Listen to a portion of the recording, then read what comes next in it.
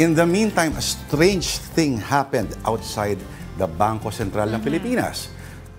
Thousands trooped to the Bangko Sentral, supposedly to demand their share of hidden wealth. Ano kaya ibig sabihin ito?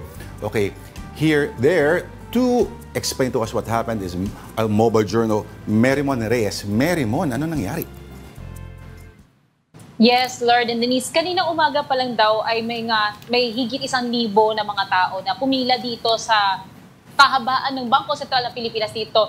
And yun nga, ang isa sa pinakahinaing nila ay yung paglabas daw ng BSP ng trilyon-trilyong pera daw na tinatago noong nakalipas pa na Marcos Sr. Administration. So yung mga nandito raw, base sa mga nakausap natin, yung mga nakita natin, kasi hindi na natin sila naabutan ngayon, umalis daw, hindi pa natin alam kung saan sila sunod na pupunta, kung sa Malacanang ba o sa Menjola. Pero ang nakwento sa atin, doon sa 1,000 na mga taong pumunta dito, karamihan daw dito ay mga matatanda, plus mga bata na mga kasama nga raw dito. At bukod daw dyan, yung leader nga nito na si Gilbert Langres ng Democratic and Republican Guardians of the Philippines, yung pinakanamuno sa araw na ito.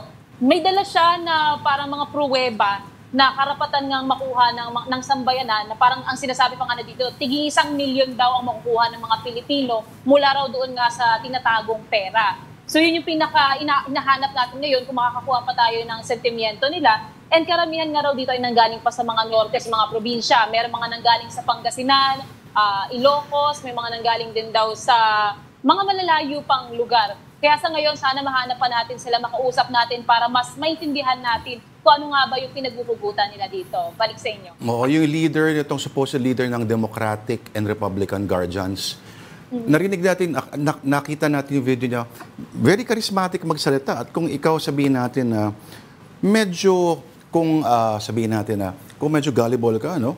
Maniniwala ka sa kanya talaga, pero ano raw ang grupong ito? May datos kaya? At ano kaya yung supposedly document that make them feel that they're entitled to such money? Sa mga nakita rin nating mga naitalang report nga, may bit-bit kasi siya na hindi nga lang natin alam kung certified true copy ba siya or certified na kopya talaga o dokumento ng konstitusyon. Plus, iba pang mga pruweba na pinipresenta niya nga na pinapakitang yung pera nga daw na tinatago supposedly ng BSP ay para nga raw sa mga tao at supposed proof daw na may pera nga tinatago ang BSP. Ito nga Democratic and Republican Guardians of the Philippines, hinanap natin sila online pero wala pa tayong nakikita na parang established silang organization, affiliation, or grupo. Ang mga nakita natin mga personal FB accounts ng mga supposed members nitong grupo na ito. At yun nga, ang tawag nga nila, may nakita lang ako na isang post online sa kanilang leaders na si Gilbert Langret, parang Nobel Thrill.